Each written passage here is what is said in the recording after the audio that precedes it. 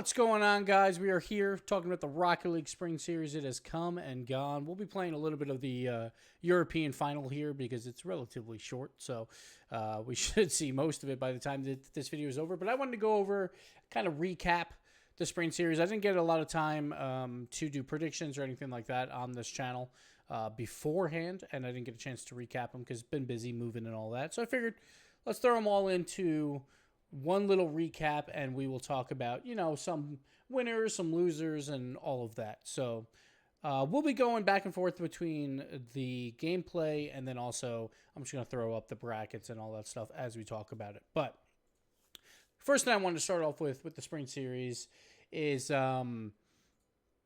Leaf has got to figure out that mute button, He got muted about 5 or 6 times, I think, throughout the Spring Series. It was fun to make fun of him most of the time. We were having a good time in Spring Series. It was supposed to be a relatively laid-back atmosphere, and I hope you guys enjoyed it on the desk or just in the cast or wherever.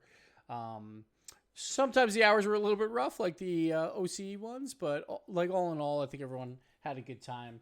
The LeafX stuff was funny because the way we do it is we use like 2 different sources so we can hear him through a different source that's not played on stream. So sometimes that confusion will come in where we don't know he's muted because we can hear him. And that's why you'll see us like nodding along or whatever when he's muted. But the plan is always, obviously, like everyone's doing this at home. So the fallback plan is always, if like Leaf gets DC'd, then I become the host. And like if I get DC'd, obviously, then the other analyst and Leaf just picks up the slack and stuff like that. So that's just how it works. We also saw that with,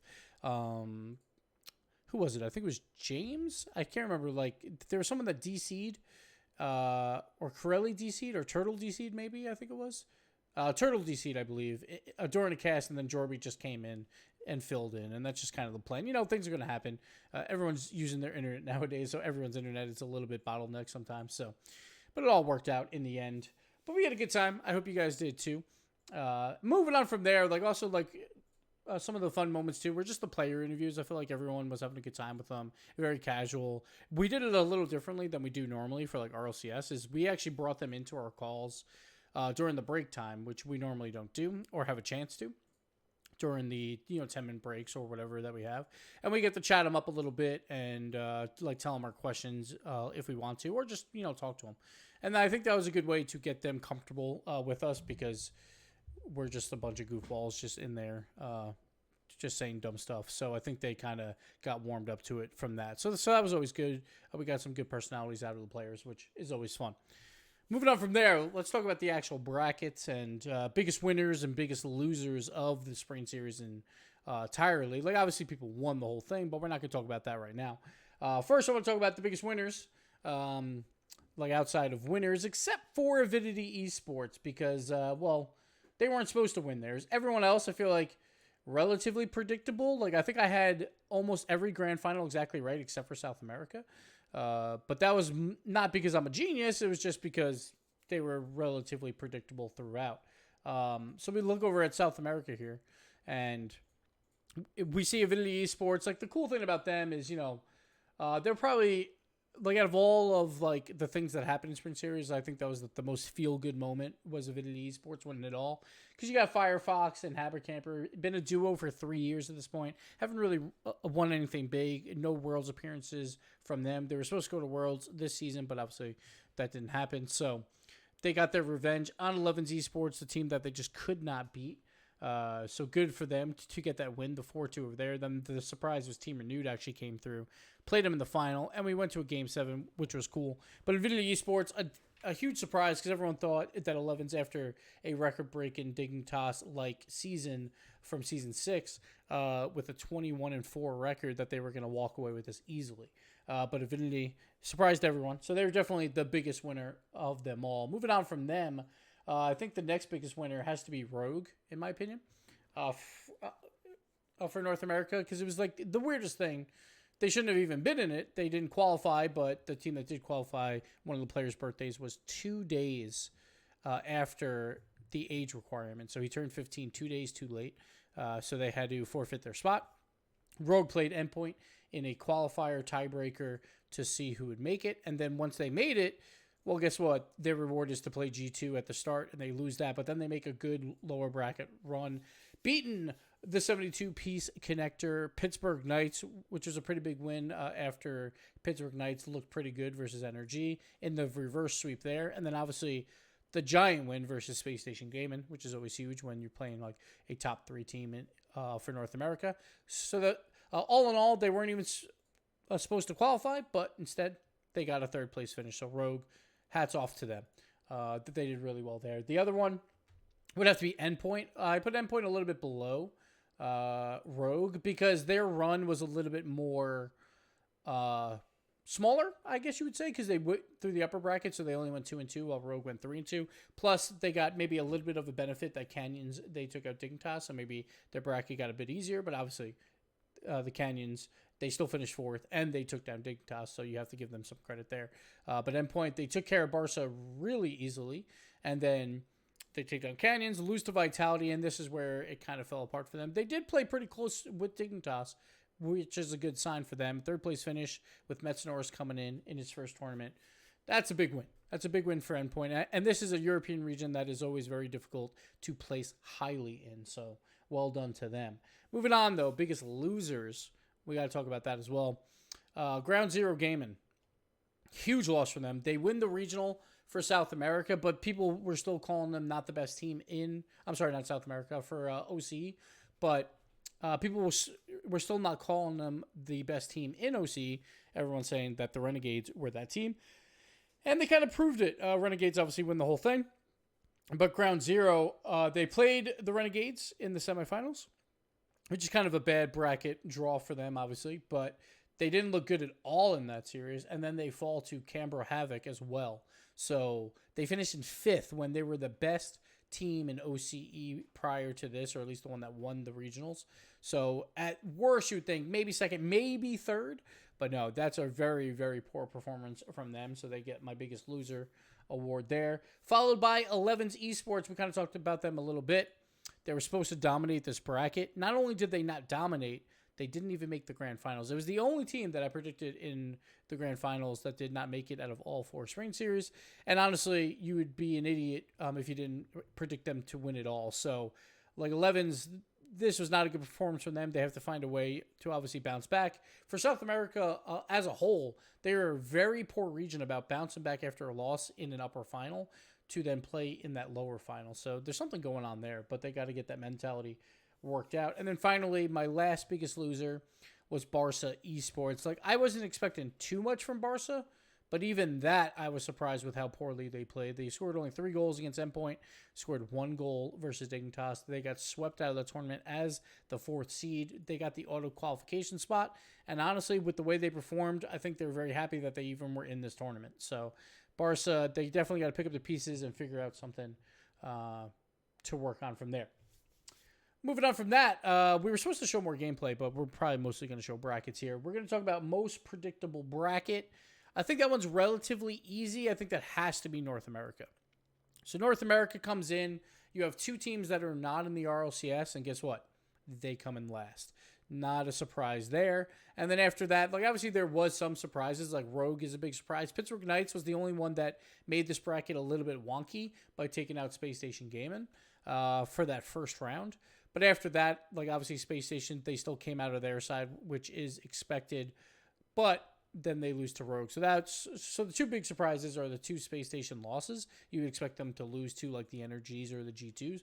But G2 versus NRG in the final is not a big surprise. G2 winning it all, again, not a big surprise. They are the only team to win the regionals and then win Spring Series, so hats off to them. But definitely the most predictable. And then we talked about this a lot already, but South America is the least predictable bracket for sure. For a couple of reasons. Chromax, a team that destroyed in the qualifiers, they come in last, so that was a big surprise. And then we had some teams, like coming through, like Para, True Neutral, having some runs. Even Era, who played Team Renewed, they weren't supposed to make it this far, but they made it back to face Team Renewed again. Unfortunately, they lost there. But again, the huge surprise is 11's, that number 1 seed that was so dominant, didn't even make the grand finals. So definitely the least predictable there. Besides that, just going over the other brackets, I think OCE generally ran the way that was expected. I think the only issue was Ground Zero. Like, a lot of people expect them to make a lower bracket run and possibly make it into that grand final. So that was the only real surprise there. Like outside of that, we had some like upsets like Overt versus Mind Freak. Mind Freak did not have a good tournament as well. They'd probably be the next on the biggest losers category, but it wasn't incredibly surprising. And then Europe, obviously that one upset, Canyons versus Dignitas, was huge. Canyons, like, I think it could also be up there for biggest winners. Like, I think they played really well. It was unfortunate they had a lot of internet issues when they played Dignitas again later, where I think they probably could have won that series if Tox wasn't having those issues, because Dignitas was not looking that good. But outside of that, honestly, not too surprising. The one thing I was really mad about is we were supposed to predict just the winner on our pre-show for Europe, and then Leaf threw out the top 3 prediction, and I wasn't ready for it. And I probably would have said Endpoint, like if I looked at the bracket, but I was just like, we'll go BDS. And then I forgot that BDS is playing Vitality, so I was really upset about that because I could have got it perfect. But Endpoint, it was a good run from them, but they got a little bit of help by Canyons taking out Dignitas. Outside of that, though, Barca, a little bit of a surprise, but not really, because I think like I would have predicted Endpoint to beat them anyway. And then they obviously got the unfortunate bracket of playing Dignitas. Same with Mouse. It was like, because Dignitas fell so early, that lower side bracket, they just got the like unlucky draw. Mouse Sports, they're supposed to lose to Vitality. They're supposed to lose to Dignitas, so not a big surprise there. And then on the other side, BDS is a minor disappointment. They should have beat the Clappers in projections, but outside of that, they wouldn't have gone too much further anyway. But yeah, so these brackets, not too bad. It was a lot of fun. Let's go over some critiques of the spring series in general. Like, I think a lot of people were a bit upset about like the open qualifier nature of this tournament with like how it was played. Like, but I don't think that's a huge deal. Like, when it's a quick tournament coming out where like every region needs its own spot, it was like a double elimination bracket. I think that's generally normal. We saw a lot of North American players complain about that. We'll actually throw up the gameplay a little bit here while we talk about this, but I don't think that's that big of a deal. The only thing I would like is, it's because it was a 2-day qualifier. So let's see, day 1. I'm not sure how many teams signed up, but I'm going to look at, well, I guess I shouldn't look at OC or never mind. This is Europe. Okay, we're good. So day 1, I think, should last longer, and then day 2 should be a lot shorter. Should be like the top 24 teams or something like that. Like, I don't like it going 32, and for this one, it went to top 48, I believe it was. And those just take way too long, in my opinion. So, like, I would like those to be narrowed down a little bit. There were 751 participants for day 1. I guess day 2, even more than that, 64. So that's a decent chunk of players, and that just takes a really long time. Like the lower brackets, I know for NA at least, went well to like 1 a.m., 2 a.m., I think it was, which I don't think is a great look for when you're trying. The most important games are played after you have to play for like 5 to 8 hours. It just depends on how long the lower bracket takes. Now our video is dying here, but yeah, so I wish like those would just be more about like either make it a 3-day qualifier or just make day 1 the long day, where it's like, well, the teams that win out, it'll be short days from them. Teams that make it through a lower bracket are probably teams that are not going to make it anyway. Make them play the long day. Then day 2 could be a little bit shorter for everyone, and I think that would be good. One, it's good for streams, so they don't have to wait so long for matches, and then it's also good for the players as well. And also, I probably would have had like some of the RLCS teams not have to play on that day 1 qualifier. Just give them the day 2 qualifier nod. But I think that's a very minor complaint. I don't think it was that big of a deal to do it this way. The other critiques, let me see. Let me get my notes here. Find them. Was the prize pool split. So I know a lot of players were kind of talking about this of like the teams that qualify for Worlds felt a little bit robbed because they felt like that money for the Spring Series was supposed to be for the World Championship, and they lost out on some of that money. And I think they have like a very, very small case. It feels a little bit entitled right now with what's going on in the world, but I do think the one way they could have remedied that was make the prize pool split actually meaningful, because it really wasn't throughout this tournament. If we look back here at prize pools, I'll look at DreamHack, which had $100,000 on the line. you go 50,000 for first, so they get half. 20,000 for second, 10,000 third and fourth. Like obviously, this would change a bit because there would be a third place, a fourth place by itself, 2 tied for fifth, sixth, 2 tied for seventh, eighth. But this is also $25,000 less. So look at that prize pool compared to the North America prize pool that happened here. And like for first place, a G2 didn't even make half of what the peeps made at Montreal. And there was an extra 25K in this prize pool. I'm not a big fan of just making prize pools like everyone gets some money. Because again, like I think there is a small argument for those top 4 teams of like, well, we deserve a large chunk of this money. Well, they could have done that with the prize pool split as they normally would, where it would be very topside heavy. And then it's like, all right, well, if you deserve it, then make sure you just come in top 4 in the spring series. And I think that would have been fine. But because of these splits, it's like, didn't really matter. Like last place to Energy, who played on ESPN Grand Finals versus G2, was a $4,000 difference. It wasn't that big of a deal for players all that much. So I think that's the only thing that I would have. Because again, like I think it's cool that the qualifier teams, that they come in and like, wow, we just made 13K. But it's like, I'd rather them make, 3,000 to 4,000 and then make the other places matter more. So the prize pool is actually meaningful compared to just like, we're playing for pride mostly. Everyone's making the same amount of money and we're just playing for pride. And I think some players would probably just be like, whatever. Like for Europe, for instance, now I don't know if this happened, but I could see some teams being like, well, we're about to go into a long off season. We have to wait a month for this tournament, and then there's probably, a decent sized off season after this, and the prize pool splits are not that different. Why should we try that hard? Like, why should we grind out right now when we could begin our off season a little bit early and take a little bit of a break and recharge the batteries and then come back afterwards? So I think that was a minor issue as well. Besides that, though, I think everything else was great. Like, I think with how fast they put this out for all 4 regions was fantastic from Psyonix. And it was great to see OC and Sam on the main stage as well. So good on them. The last thing I want to say is like the MVP of the spring series entirely, and I hope I timed this right, which I probably won't, would be Alpha 54. Like I think he had the best performance out of all players throughout all of the spring series. And I'm really hoping that he scores a goal here soon because that's all he really did, or at least pass for a goal here. But Alpha really carried Vitality throughout the bracket. I'm not sure if they needed him to carry him because they probably would have been just fine anyway. But so I do feel like K-Dop actually had a pretty mediocre tournament, like all in all. And that's with Vitality absolutely dismantling too. So, and I think a lot of that was due to Alpha just playing incredibly well.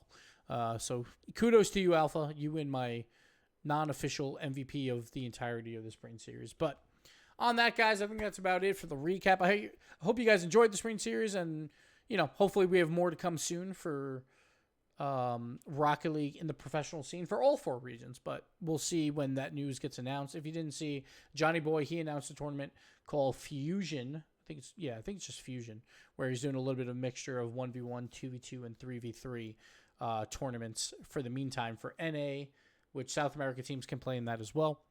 Europe, which also Middle Eastern teams can play in that. So definitely go check that out when that begins. I believe right now it's all the sign-up process and the qualifiers and all that. So that'll be a little bit of some professional Rocket League in different modes that you'll be able to watch. So that'll be a good time. But on that is it for us at the spring series. Hopefully I wasn't muted in this video because I'm making fun of Leaf being muted. But, yep, I got nothing else. I'm just making bad jokes now. All right, guys. We'll see you later. Bye-bye.